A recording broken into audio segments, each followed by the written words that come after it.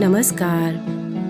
हिंदू धर्म में हर तरह के सुख संपत्ति, ऐश्वर्य व मोक्ष प्राप्ति के लिए अलग अलग व्रत का विधान है।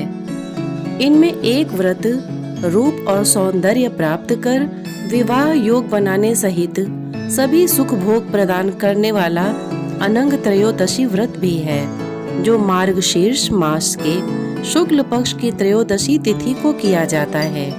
पौराणिक मान्यताओं के अनुसार तपस्या भंग करने आए कामदेव को जब भगवान शंकर ने भस्म कर दिया तो वह अनंग होकर सबके शरीर में निवास करने लगे। तब कामदेव ने भी इसी व्रत से भगवान शंकर को प्रसन्न किया। तभी से ये व्रत अनंग त्रयोदशी कहलाया।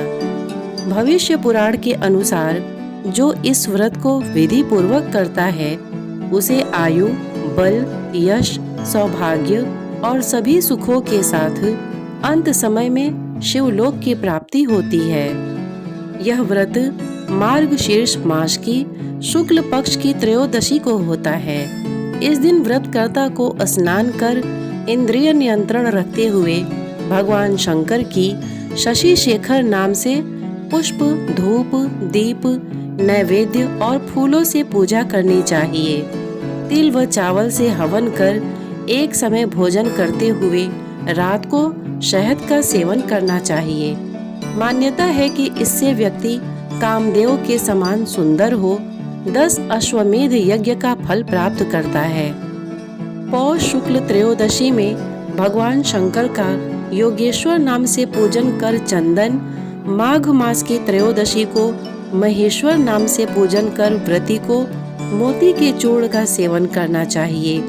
फाल्गुन त्रयोदशी में शिव की हरेश्वर नाम से पूजा कर कंकोल, चैत्र त्रयोदशी में सुरूपक नाम से शिव पूजन कर कर्पूर, वैशाख त्रयोदशी में महारूप नाम से पूजन कर जायफल, ज्येष्ठ में प्रद्युम्न नाम से पूजन कर लौंग, आषाढ़ में उमा भरता नाम से पूजन कर तिलोदक, श्रावण मास में उमापति नाम से पूजन कर तिल, भाद्रपद मास में सद्योजात नाम से पूजा कर अगरू, अश्विन त्रयोदशी पर त्रिदशाधिपति नाम से पूजा कर स्वर्णोदक तथा कार्तिक मास की त्रयोदशी को भगवान शिव का विश्वेश्वर नाम से पूजन कर व्रतकर्ता को दमन फल का सेवन करना चाहिए।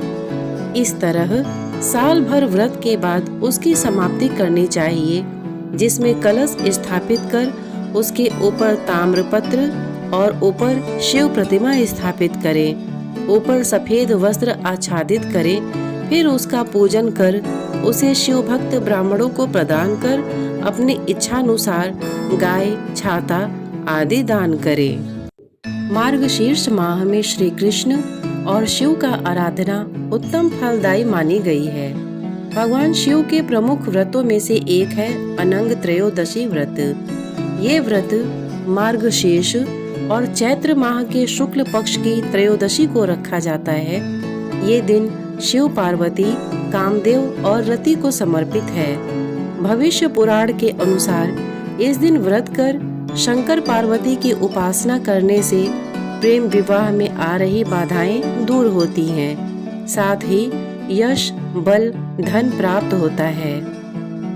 धार्मिक मान्यता है कि संतान की चाह रखने वाले पति पत्नी को अनंग त्रयोदशी के दिन व्रत रखने से सुयोग्य संतान प्राप्त होती है। शास्त्रों के अनुसार ये दिन दाम्पत्य संबंधों को मजबूत करने का पर्व है।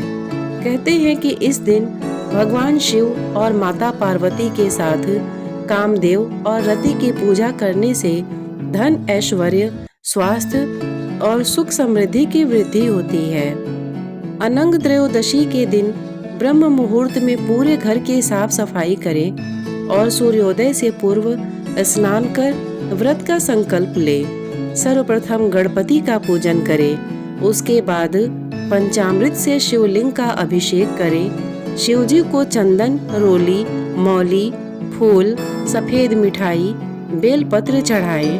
देवी पार्वती को श्रृंगार का सामान अर्पित करें। फिर हे गौरी शंकर अर्धांगिनी यथा त्वं शंकर प्रिया तथा माम कुरु कल्याणी कांत कांता सुदुर्लभम।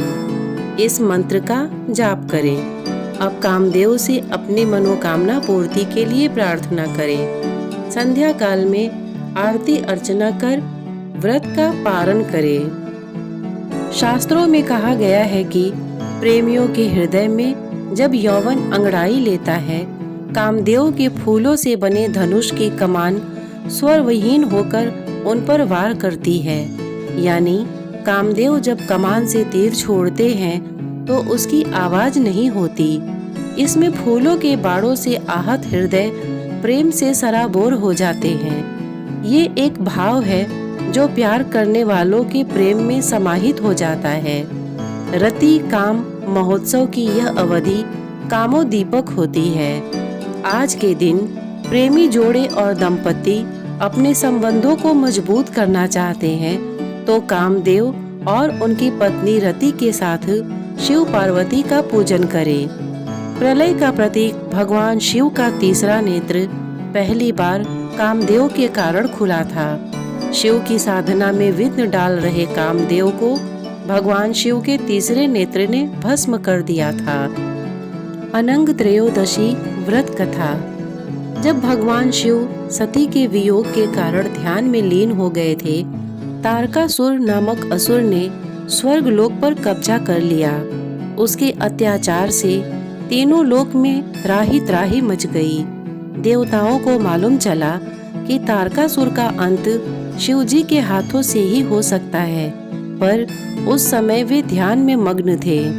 ध्यानरत शिवजी को जगाने का साहस किसी में भी नहीं था। तब देवताओं ने इस कार्य में कामदेव से मदद मांगी। कामदेव ने अपनी पत्नी रति के साथ भगवान शिव का ध्यान भंग कर दिया। इससे क्रोधित शिव ने अपने तीसरे नेत्र से कामदेव को भस्म कर दिया। अपने पति कामदेव का यह हश्र देखकर रति रोते हुए शिवजी से गुहार लगाने लगी। इस पर भगवान शिव पिघले और कामदेव को पुनः जीवित करने का वरदान दिया। उन्होंने रति से कहा, वे अभी अनंग हैं, अर्थात बिना शरीर के हैं। द्वापर युग में वे दोबारा सशरीर होकर भगवान श्री कृष्ण के पुत्र के रूप में जन्म लेंगे। शिवजी ने रति से यह भी कहा कि सृष्टि चक्र चलाने के लिए कामदेव और तुम मनुष्य के हृदय में प्रवेश करके काम और प्रेम बढ़ाने का काम करते रहोगे। उन्होंने यह आशीर्वाद भी दिया कि अनंग त्रयोदशी के दिन शिव पार्वती के साथ कामदेव और रति की पूजा करने वालों के प्रेम संबंध सफल होंगे। श्रोतागण, इतने धैर्य से इसे सुनने के लिए आपने अपना बहुमूल्य समय दिया। इसके लिए आपका बहुत बहुत धन्यवाद। नमस्कार।